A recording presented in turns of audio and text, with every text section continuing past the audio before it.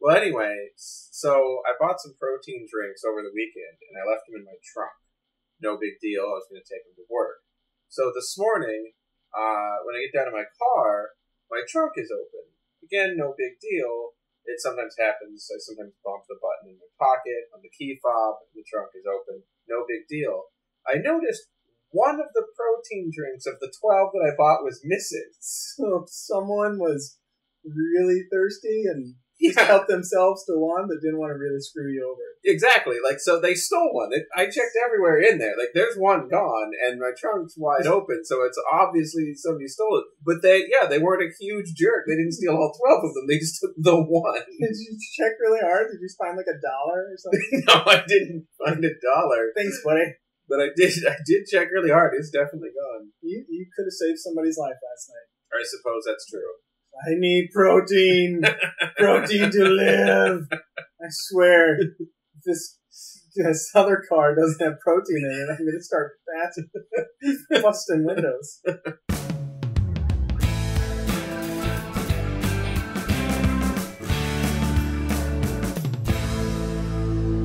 This is Himium Superfans. Hey there, Chris Venezia. Hello there, James Hamilton. And hello to all our Mother fans, especially the new ones. This is a show where we talk about the CBS comedy How I Met Your Mother. And this week, definitely going to ruin the show for you. And we're going to ruin Cupcakes. And we're going to ruin plot points for the entire series. Right. Because even though we're only doing the first season at this point, we will have spoilers for the rest of the show. So if you don't want to know that we find out in the final season that after Marshall threatened Gabrielle, she moved to Germany and founded the Culinary Institute that offers Victoria the fellowship, then maybe come back to this podcast once you've watched the whole series. And also, cupcakes are just like flour, butter, sugar, and water. Yeah. So the name of this episode is Cupcake. Yes, if you hadn't figured it out by now. I'm calling it I'm Coloring in My Butt. Right. It's originally aired on March 6th of 2006. It's episode 16 of the first season, if you want to watch after this. And it was written by our good friends Susie Maman Greenberg and Maria Ferrari. Yep, directed by Pam Donut Fellowship Fryman. So in this one, Victoria, you remember Victoria? I do. Wait, who? No, I know. Victoria gets a 2-year fellowship in Germany and decides she's going to go. She and Ted agree to try long distance. Barney tricks Marshall into buying a $4,000 suit, and Lily tries on wedding dresses with Robin and Victoria. Right. So far, Ted and Victoria have been dating for a couple of months, and he describes the relationship as fun, easy, and uncomplicated. Marshall and Lily are making more progress planning their wedding. Yeah, and I like that he bookends the first act with this notion of it being uncomplicated. And then when she learns that she gets the super important donut scholarship, he says, and that's when it got complicated. That's right. So, what was most memorable to you?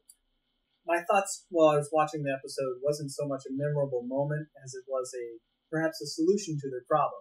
Go on. Ted could have the extended fantasy from the wedding episode, add that to their last 2 days together before she leaves for Germany, then have no contact with each other whatsoever for the 2 years. That way, they can always be in this sort of Schrodinger's cat, they're together, they're not together sort of willful delusion. It's kind of like the magic night that would always be perfect. That was the wedding that was supposed to be Ted and Victoria's night, and they ruined it by making it real. Yeah, so instead of one night, and then they part ways never to see each other again so that they have a perfect night, they could have a perfect relationship where they had 2 months where they were together, it was perfect, and then it just ends, and then to their dying day, they could always look back on that relationship as pure and good, but end it. Yeah. Just have her go to Germany, and that is it. It's just an extended version of the Magic Night. Yeah, yeah. I like it. So, Chris, what were your thoughts? Well, what was most memorable to me was the scene at the airport where Ted and Victoria decide to do long distance. Because it's she wants to, but she's not going to say it. She's actually going to leave without having said anything if he doesn't. Well, maybe we don't know what would actually happen, but she looked pretty excited to say yes. Yeah, so Ted's let's try long distance. It's yes, of course. And I was like, of course, you idiot! But I actually have my own long-distance relationship story that I want to share. I had a long-term, long-distance relationship once that almost lasted 2 years. So maybe Ted and Victoria could have made it work if they had wanted to. Who knows? Everyone is different. But unfortunately for me, long-distance relationships are poisoned because this relationship was good, and it wasn't anything about the woman I was with. The distance killed it, though. And in the end, neither of us wanted to move. So I agree with future Ted that long distance doesn't work. I'm sure there are exceptions to the rule. You can write about them on our Facebook group, and please do. But in general, I agree with Ted. Or at the very least, it has to stop being long distance at some point. Yeah, I think Ted and Victoria had it a little better than you and your ex, because they had an end date going in. They knew that this donut scholarship was only going to last 2 years. That's true. And in reality, you rarely get that sort of finite time on, this is, if you stick with this for so long, you will get this. And that's kind of what Ted he was sort of promised that if he just stuck with it for 2 years, maybe he would have his Victoria back. Yeah. Well, they don't even make it a month. Yeah. Or they make it about a month. Yeah. So they don't make it the 24 months that it would have taken. Yeah, I mean, I think you're right. And that's, an end date. I think that sometimes also, like, military people get that. Like, if one of them's going to be away, it's a deployment for a time, but you're going to get them back. Yeah. Kind of thing. So, it's nice when there's an end date, but you don't often get that with the long distance. So it's down to timing. Yeah, exactly. Timing's a bitch. Speaking of timing, now's the time that we make a special announcement. Well, we're going to make a special announcement at the end of the episode. The special announcement that we're going to have a special announcement. Right, yes, that's exactly what we're doing right now. If you listen to the end of the episode, special announcement, we're announcing that. I think we're done announcing it now. We got that from the game developers who live in town. They announced that they're going to announce the announcement. All right. So, announcement over. The show starts with future Ted telling the kids that the best relationships are the one that come naturally. So we get to see Ted and Victoria have their natural relationship that happens naturally. But let's skip that. Marshall is coloring in his butt because he only has one suit and it has holes in it, and he's a big interview with the National Resource Defense Council. Not true, Chris. He actually has the other 2 suits, the track and birthday. Oh, right. He didn't like either of those options. No. Barney comes in on this fiasco and offers to take Marshall to his personal tailor. What better invitation could you get? Well, I think Marshall thinks it's going to be too expensive, and he goes on to say as much that he actually is losing money every week. Yeah, because he's going to Columbia Law School. But so Marshall declines the offer, and Barney tears half of his pant leg off. Yes, and then Marshall then agrees to meet the tailor. I like that because it seemed like Marshall was just begging for a reason to need to buy a suit. It's like when you hope your TV falls off the wall so you can buy a new one. Right. Yeah. I also like that they went into Marshall's financial situation here because I think this is the first time in the series that they do this, but they do keep going back to Lily and Marshall's financial situation throughout the series, and Lily and Marshall's opinions on where Marshall should work or how much money he should earn. They fluctuate back and forth. They do. They change their minds on that all the time. We don't yet know about Lily's credit card debt. It's actually hinted at a little bit if you want to believe that they didn't just make that up out of the blue in a later season, that she says that she's going to pay for the wedding dress with credit cards. So she has several. It could be an allusion to that. It could not be. Either way. Yeah. Down at the bar, the 3 girls are having a drink when Victoria shares that she's going on a 2-month anniversary dinner with Ted. Right. Robin snips at her and then plays it off by saying that they're really close, which is why she busts on Victoria. I like that. That was like uncharacteristically nasty of her. Like, oh, that answers all the questions I didn't ask. Yeah, it's like super rude. Kind of being a bitch. She was, yeah. So Victoria, she believes it. I don't know. You say she's naive here. I think I'd agree with that. She definitely looks like, if not naive, she is humoring Robin. Yeah, and I feel like naive, it could be humoring her. I'm not sure. But Victoria gets a phone call and she leaves the table. And Lily asks Robin to just be nice to Victoria. You had your chance with Ted, now let it go. Robin says, the best I can offer is a fake smile and dead eyes. Yeah, and Lily's pretty satisfied with that. Yeah. Turns out the phone call that Victoria was on was from the Culinary Institute in Germany, where she's been offered a 2-year fellowship. Right. She didn't think she would get in because not many Americans get accepted to that. Right. So that night, while Ted and Victoria are waiting for their table at the restaurant where they're having their anniversary dinner, they're sitting at the bar, and that's when she tells him.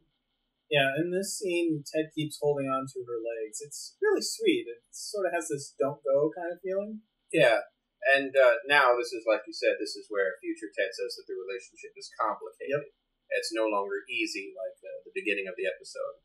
Yeah, and if it seems like we're plowing through this episode pretty fast, it's because the episode does have a lot of cuts. This episode moves pretty fast. We're already at the end, or at the end of the first part. Right, because we have these two overlapping storylines at the dress shop and the tailor. So Marshall is getting fitted for a suit at Barney's tailor's pet shop, and Lily is getting sized for a wedding dress at a swanky bridal shop. Barney's tailor, Sergei, tells Barney something in what sounds like Ukrainian. I looked it up. It's actually Russian. Oh, okay. And says, stop moping around. Like, why did Taylor say that? Yeah, apparently Ted moping around is throwing off Sergei's game. Yeah. His tailoring game. It's a concentration sport. His sartorial game. Yes. So Ted's torn on whether or not to ask Victoria to stay. He makes some valid points. He doesn't want to lose her, but if he asks her to stay and it doesn't work out, then he's an asshole. He's a world-class a-hole. Yes. So he's already having like the long distance conundrum, even though it's not even gotten to long distance yet. Like he's thinking it through. Yeah. You know what I noticed most about this scene? Why is Ted there? He's just hanging out with his bros while he trying on clothes. Right, because this isn't a tux fitting. No, I didn't catch this, but you're right. Like this isn't a tux fitting like at the wedding dress shop that Lily's at. That's a group activity, well, to an extent. But I mean, they could be looking at bridesmaids' dresses. It doesn't seem like they are. But like that is a group activity. Yeah. The tux fitting, like with the grooms and with the groom and the groomsmen, and like the wedding dress shop. But no, this is Marshall getting fitted for a suit that has nothing to do with the wedding. Yeah, and you know, it stands out to me like an episode of Seinfeld. The characters on Seinfeld were always just doing random errands, and the characters on this show are usually just hanging out, drinking or something. So it's kind of odd to see them doing errands together. Yeah, but they really need Ted in the scene because the episode's really about him more than anyone else, I would say. Well, him and Victoria. So Marshall reminds Ted that when Lily studied abroad in France and tells them the story about how he threatened Gabriel, it's not French to Gabriel. The point of this pretty terrible story was that long distance has nearly destroyed their relationship. Lily is his soulmate, so if it destroyed their relationship, then what chance does Ted have? Right.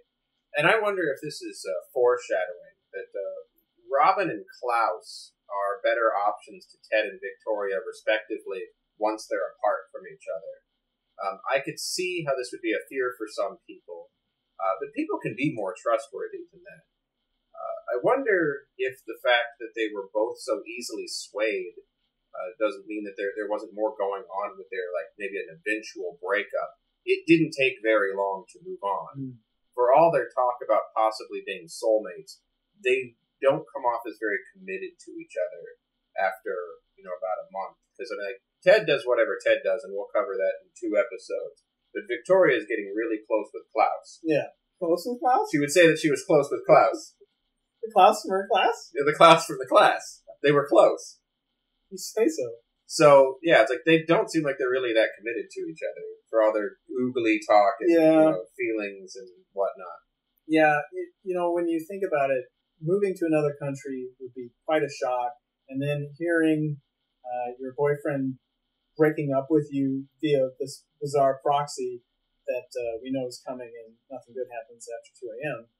But that's those two things combined with the fact that she was really high on this relationship with Ted could have really messed her up.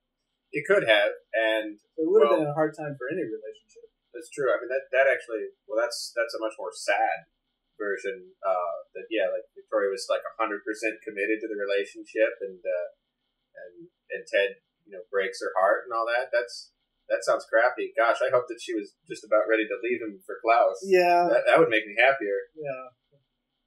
Klaus and they were close. Klaus was close. All right, so I honestly don't know if Ted would have stayed and committed to Victoria for over 2 years or not, but maybe an older, wiser, less horny Ted would have. Could be. I mean, we'll see later that Ted admits that he just wants to get laid.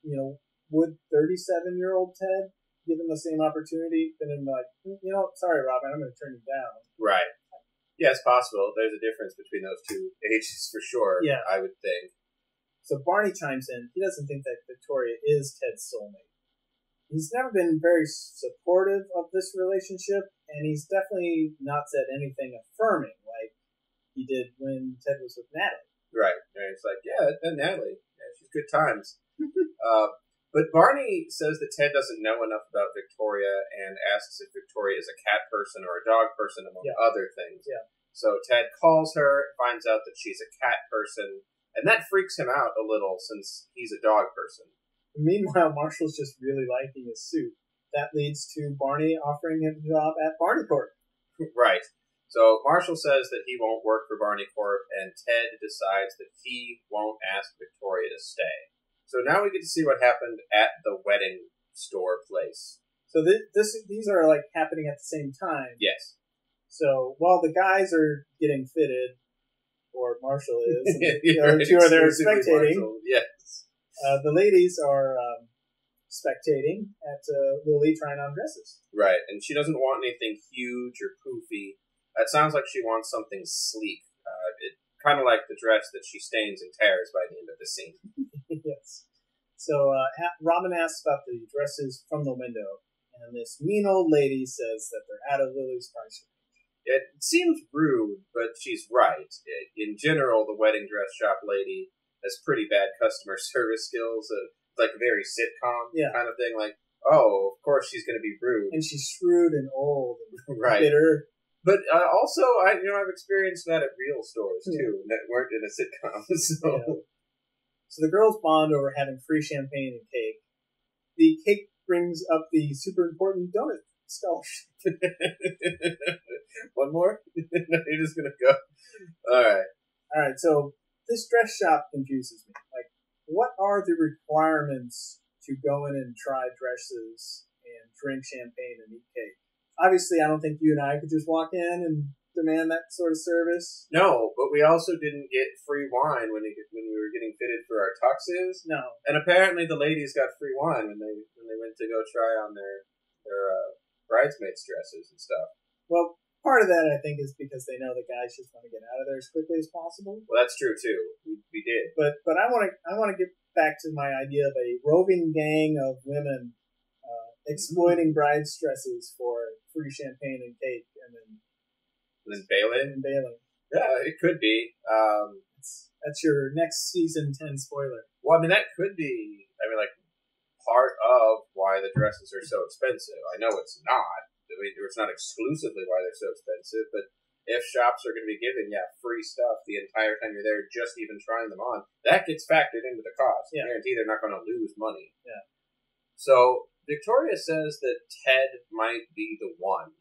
Robin says that she would feel a little Stepford giving up a huge opportunity to be with a guy she's known for 2 months. Stepford being a reference to the Stepford Wives, a 1975 thriller about a community where where the women all happily and unquestioningly serve their husbands. The 2004 remake was not good. Yeah, did they turn out to be robots or something? Yeah, they turn out to be robots. Turns out it's man.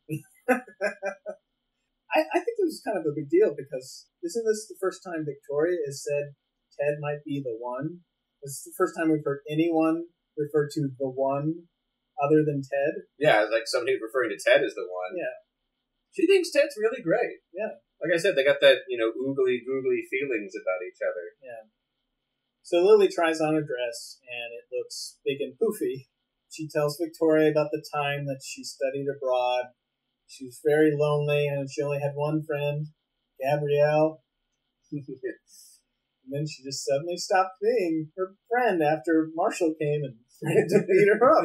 Right. Yeah. So that's a messed up story. I'm glad the writers decided to write that one. That's good.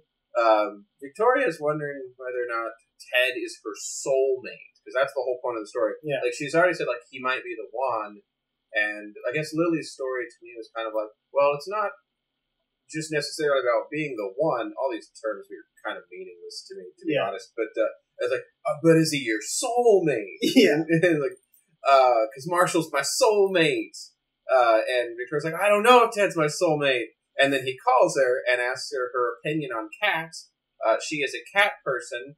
I don't have pets. Is this a big deal, or is this as stupid as it sounds to me? Wait. It's a big deal. Is it? Really? I think it's a big deal. Wow! I think if you're a dog person and specifically a anti-cat person, or even you're just like a secretly anti-cat person, and she's a cat person, it's a problem. Okay. But not necessarily a deal breaker, but it's like a red flag. There's a flag on the play. Yeah, it's like, do you love her, but do you love her enough to committing to being around that goddamn cat?